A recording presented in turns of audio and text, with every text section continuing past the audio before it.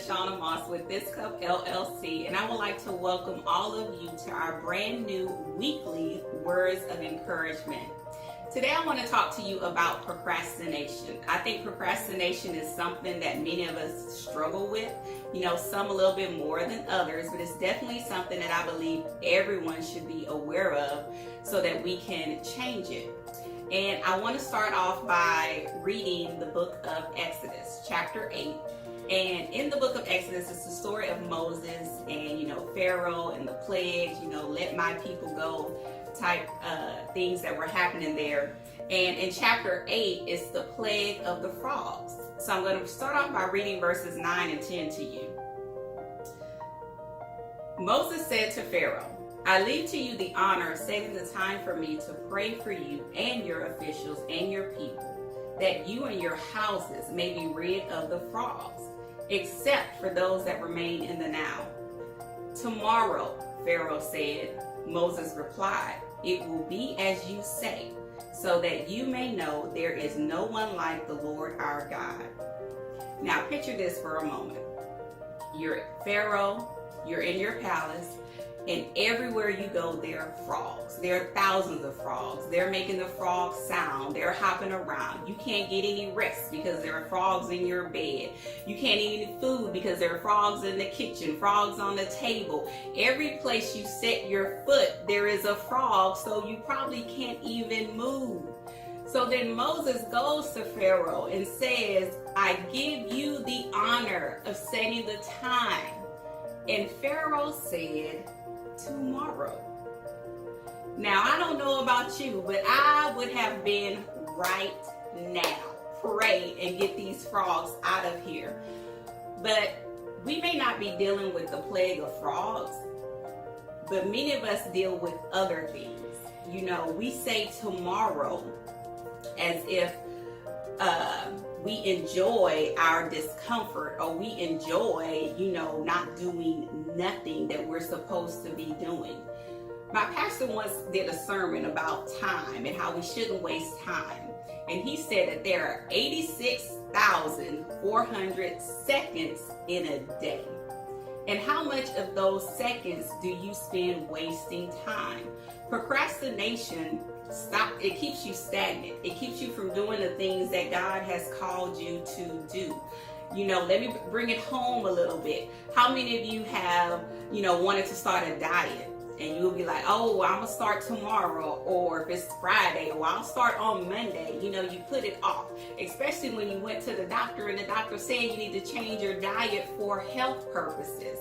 Or how many students out there who have had a project to do, well, I'll do it tomorrow, and then you're waiting to the last minute and you're up to midnight and 3 o'clock in the morning trying to get this project done so you won't do a failing grade.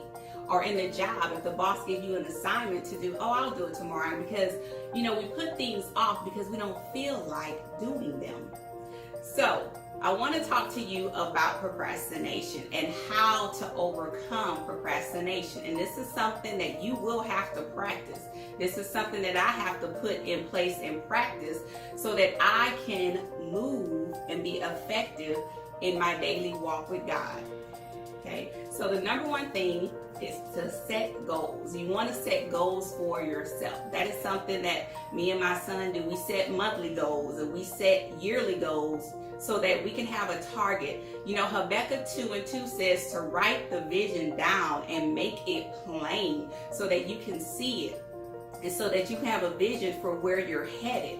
So go ahead, get out a piece of paper, get along with God. If you're doing something that you're not sure you need to be doing, pray and talk about it to God. Ask Him for direction. Ask Him for clarity. If you have spiritual leaders in your house, like your pastors or ministers, or even someone in your family that may be a mighty man or woman of God, talk to them. Ask them to pray with you and kind of see if God is telling them something for you so that you can have a clear direction and vision on where it is that God wants you to go. And then after you write it down, I want you to be mindful of the things that stop you from moving. You know, I heard this lady, Elaine, said that delay, she gave an acronym, and it's doing everything later according to your schedule.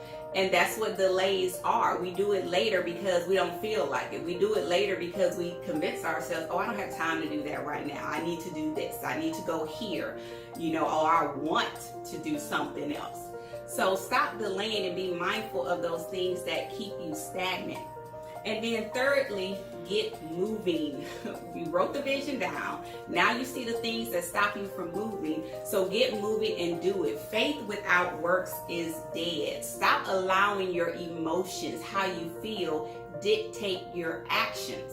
Okay? Once you write it down, just do it. You know, I don't ever feel like praying sometimes, but I get up and I do it. I don't sometimes feel like prepping my meals on Saturdays so I can eat healthier, but I have to get in the kitchen and do it. So I hope this word will encourage you this week. You have a little assignment that you can work on, again, to help you grow spiritually and to help you become who God has called you to be. So my name is LaShawna Moss, and this concludes our word of encouragement for this week.